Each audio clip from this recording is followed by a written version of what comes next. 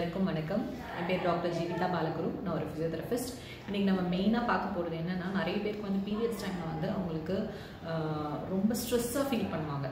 அந்த ஸ்ட்ரெஸ்ஸை எப்படி நம்ம ரெடியூஸ் பண்ணலாம் அப்படின்னு பார்த்தோம் அப்படின்னா, ப்ராப்பராக வந்து ரெகுலராக physical activity like exercise, cycling, walking அது வந்து ரெகுலராக பண்ணிகிட்டு இருந்தாங்க அப்படின்னா பீரியட்ஸ் டைமில் ஸ்பெசிஃபிக்காக அந்த ஸ்ட்ரெஸ் வராது. ஸ்ட்ரெஸ் ஏன் வருது அப்படின்னு பார்த்தோன்னா, ஹார்மோனல் சேஞ்சஸ், ப்ரொஜெஸ்ட்ரான், ஈஸ்ட்ரோஜன் வந்து அதிகப்படியாக செக்ரேட் ஆகிறதுனால இருக்கும்.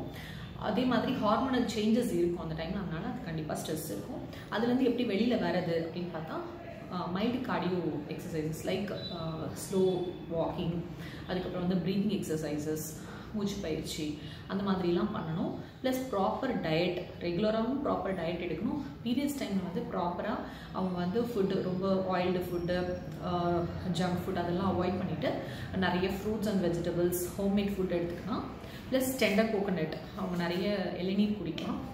அதுக்கப்புறம் வந்து ப்ராப்பராக வந்து ஒரு பியூர் காட்டனில் சானிட்டரி நாப்கின்ஸ் வந்து ப்ராப்பராக வந்து யூஸ் பண்ணணும். அப்போ தான் வந்து அவங்களுக்கு சம்டைம்ஸ் இந்த லீக்கேஜ் ஆகும், அதுலேயே வந்து ஸ்ட்ரெஸ்ஸாக ஃபீல் பண்ணுவாங்க.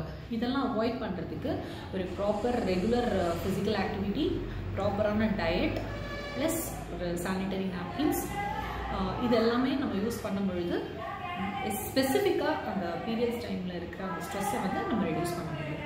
ஓகே, நாளைக்கு இன்னொரு சூப்பரான டிப்ஸோடு உங்களை பார்க்குறேன். பாய்.